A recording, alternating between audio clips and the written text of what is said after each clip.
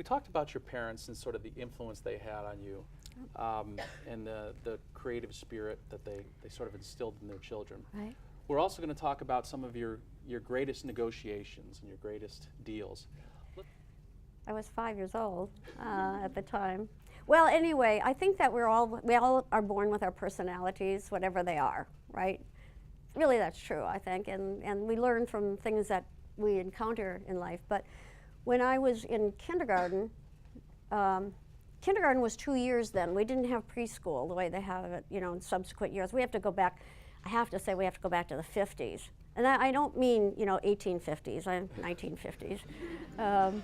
So there were 2 years of kindergarten, and in the middle of my second year, my parents had built a house in the next town over, and they were going to move for Christmas. We were going to move into our new house. And I said to my dad, well, I won't be able to move. And, and he said, what are you talking about? We're moving. And I said, well, yes, but I have to graduate with my kindergarten class. And I think he was dumbfounded at first, the way he looked at me.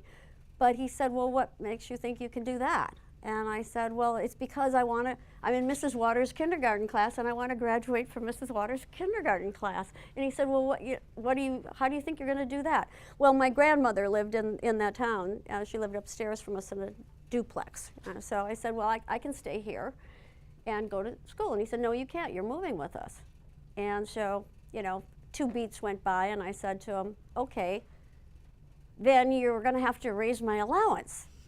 And he said, what do you mean raise your allowance? And I said, because I'm going to have to take the bus to the next town to go to kindergarten. It was 3 miles away, more or less. And you know, I think this story is interesting because I think it says more about my parents in a lot of ways than it says about me, because my dad agreed to raise my allowance and allow me to take the bus to go to kindergarten. But he did say, you know, it does snow in Wisconsin in the wintertime. It's very cold. And he said, don't ever expect your mother to pick you up. And I said, I won't.